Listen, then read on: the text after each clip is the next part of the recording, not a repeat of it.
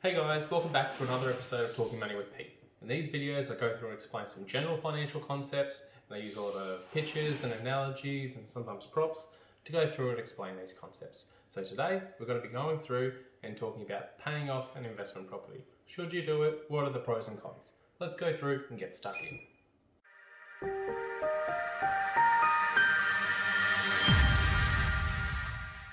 A question we get asked a lot is, should we pay principal and interest on the investment property, or should we pay interest only?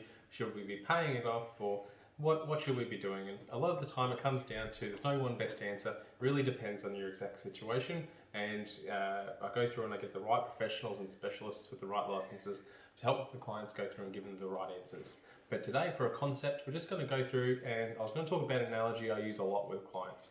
And so the analogy is, if we both go through and buy an investment property, so we both buy some land, and it's identical as the point of the analogy. So we both buy the same land, the same size, on the same street, and we build the same investment properties on them, and they're rented out by twins, in fact.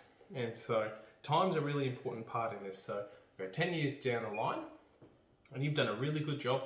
You've paid all of your property off. So you've paid all of it off, and I haven't paid any of mine off. I've done interest only for the whole time. 10 years later, rented out by twins, exactly the same. We both go to auction on the same day. Whose house is going to sell for more? People think about it for a while and they come back with the answer. They go, well, they should probably go through and sell for the same amount of money.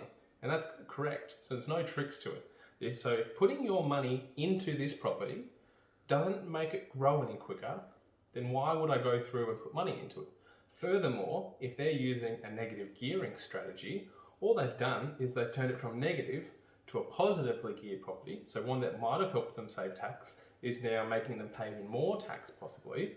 And I've went through and got tax savings the whole time. More importantly, I've paid a little bit more interest the whole time. They might have paid a little bit less interest by going through and paying it off quicker. But ultimately, they haven't made any more money in the sale. The property hasn't grown anymore just because they put their money into it. And so a real powerful or important part of that then is, well, the question comes down to, do they have any other debt they should be paying off?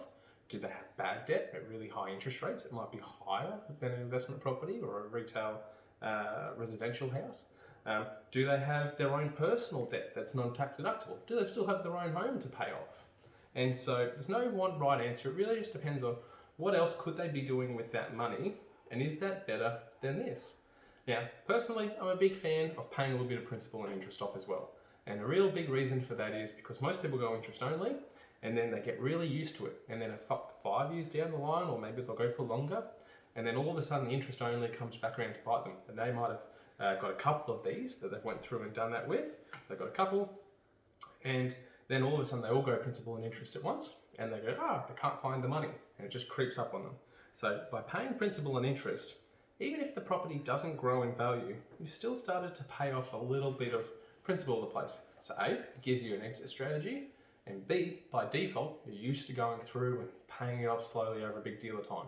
But everyone's got their own personal preferences, and it comes down to, what are you really trying to go through and achieve? And for some people, if they've been real strict about it, not putting that money into the investment property, keeping the deductions, so I guess more this one, not putting the money into it, and this one's put the money into it, keeping the deductions and letting them go through and do even more investing, sometimes that can be a better way. And so there's no one right answer. They just both have their own pros and cons to them, but putting money into it doesn't mean it's going to grow any quicker. It's also then a case of, what can it do instead? And so it all comes down to, do you need an exit strategy? Are you paying tax? Where are you at in your life? How many of these things do you have? What other debts do you have? Hey guys, I hope you found that video interesting. Feel free to leave a like or a comment or ask for some other videos. Like always, there'll be numbers down the bottom to call or email if you want a professional to go through and help you. Should you buy an investment property? Should you pay it off? Is it right for you? We can go through and we can talk about all those things. We've got a great team. Otherwise, look forward to seeing you in future videos.